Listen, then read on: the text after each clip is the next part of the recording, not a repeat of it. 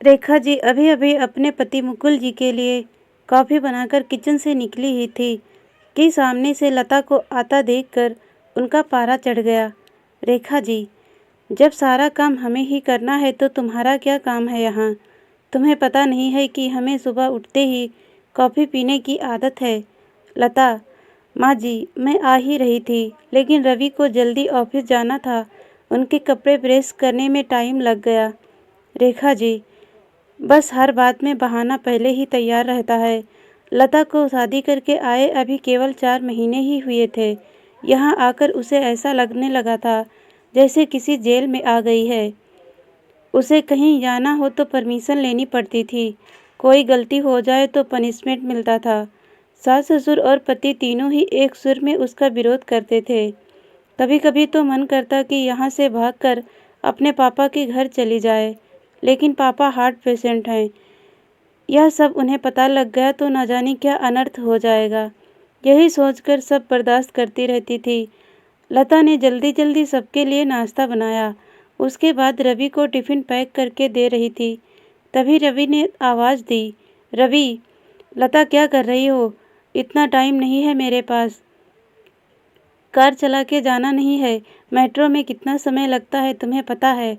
जरा सा लेट पहुँचो तो ऑफिस में सुनना पड़ता है। रवि की एक एक बात इस बात की ओर इशारा था कि उसके पिता ने कार नहीं दी थी, लेकिन वह अब सब सुन लेती है। पिता को कैसे बताए कि जिन्हें आपने उसका जीवन साथी चुना था वह पैसों का लालची है। एक दिन शाम को रवि घर आया तो उसने अपने पापा से बात की, रवि, अब मुझसे नौकरी नहीं होती। वो आपके पुराने दोस्त शर्मा जी मोटर पार्ट बनाते हैं। मैं चाहता हूँ कि उसकी सप्लाई शुरू करूँ। पापा, लेकिन बेटा उसके लिए तो कम से कम 10 लाख रुपए चाहिए होंगे। वो कहाँ से आएंगे? रवि, यही सोच रहा हूँ। तभी लता चाय बनाकर लाती है। रवि, लता, तुम अपने पापा से कुछ पैसे उधार ला सकती हो। लता का सब्र जवाब दे चुका था। रोज रोज के तानों से दुखी होकर उसने जवाब दिया, लता, रवि, मेरे पिता के भरोसे मत रहना। उन्होंने मेरी शादी करके अपना फर्ज पूरा कर दिया। अगर आपको नौकरी करने में दिक्कत है तो मुझे जॉब करने दो, दोनों मिलकर कमाएंगे। यह सुनकर रवि का पारा चढ़ गया। रवि, क्या बकवास कर रही हो? ज़्यादा जुबान चलने लगी है। लता, रवि, मैं बहुत बर्दाश्त कर चुकी हूँ, इसीलिए मैंने जॉब करने का फैसला किया है। रवि, नहीं, हमारे घर में यह सब नहीं होता। तुम्हें जॉब करनी है तो अपने घर चले जाओ।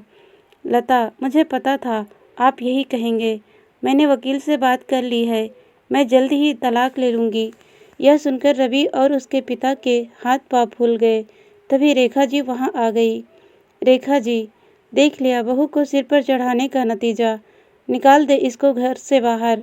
लता, ठीक है, मैं पुलिस को फ़ोन कर देती हूँ। आप मेरा सामान और दहेज वापस कर दीजिए। साथ ही हर महीने अपने पति की कमाई का आधा हिस्सा मैं कोर्ट से ले लूँगी। इस मकान में भी मेरा हिस्सा है, आधा मकान मेरे नाम कर दीजिए। रेखा जी, सुनो, ये क्या कह रही है? मुकुल जी, बेटी ऐसी बातें क्यों कर रही है? आज के बाद हम तुझसे कभी कुछ नहीं कहेंगे। तू अपने कमरे में जा। लता, नहीं पापा जी, बहुत बर्दाश्त कर चुकी मैं। अब मुझसे ये दिन भर के ताने बर्दाश्त नहीं होते। आप लोग इतने लालची होंगे ये मैंने कभी सपने में भी नहीं सोचा था। रेखा जी, इसके बाप को फ़ोन करके बुलाइए। इसके मुंह लगने से अच्छा है उनसे डायरेक्ट बात करते हैं। लता, माँ जी, मेरे पिता हार्ट पेशेंट हैं। अगर इस बात को सुनकर उन्हें कुछ हो गया तो इसके जिम्मेदार आप लोग होंगे। रवि, ये तुम्हें क्या हो गया है? आज से पहले तो तुमने कभी ऐसी बात नहीं की। लता, मैं आज तक आपके और मम्मी पापा जी के हर ताने को बर्दाश्त करती रही। 20 लाख रुपए मेरे पापा ने शादी में खर्च किए, फिर भी आपको कार चाहिए, बिजनेस करने के लिए पैसा चाहिए। लता ने उसी समय अपना सामान पैक किया और घर छोड़ दिया। जाने से पहले उसने अपने सास ससुर और पति तीनों को कहा, लता, अगर मेरे पापा को आपने कुछ बताया तो मैं आपको अरेस्ट करवा दूंगी। तलाक का नोटिस आपको मिल जाएगा, चुपचाप साइन कर देना। लता वहाँ से निकलकर अपनी एक सहेली के फ्लैट में पहुँच गई। एक दिन पहले उसी ने उसे हक के साथ अपना आत्मसम्मान बचाने के लिए समझाया था। लता, कोमल, मैं आ तो गई हूँ, लेकिन अब आगे क्या होगा? कोमल, चिंता मत कर, मैंने बात कर ली है। मेरे ऑफिस में जगह खाली है। कल से तू जॉब करेगी और मेरे साथ रहेगी। 1 महीने तक जॉब करने के बाद लता एक दिन अपने घर जाती है और पिताजी को सारी बात बताती है। उसकी बात सुनकर उसके पिता कहते हैं, पिता, बेटा मुझे तूने क्यों नहीं बताया? लता, पापा आपने मेरे लिए बहुत कुछ किया है। अब मैं आपको परेशान करना नहीं चाहती थी। पिता, बेटी मैं इतना कमज़ोर नहीं हूँ, तू चिंता मत कर, घर आ जा। लता, नहीं पापा, मुझे कुछ समय दीजिए, अपने पैरों पर खड़ा होने दीजिए, अपनी एक पहचान बनाने दीजिए। कुछ ही महीने केस चलने के बाद रवि और लता का तलाक हो गया। रवि को पूरा दहेज और 30 लाख रुपए देने पड़े। साथ ही हर महीने अपनी सैलरी का एक हिस्सा वह कोर्ट में जमा करवाता था। दोस्तों, कहानी अच्छी लगी तो लाइक, शेयर और सब्सक्राइब जरूर कीजिएगा।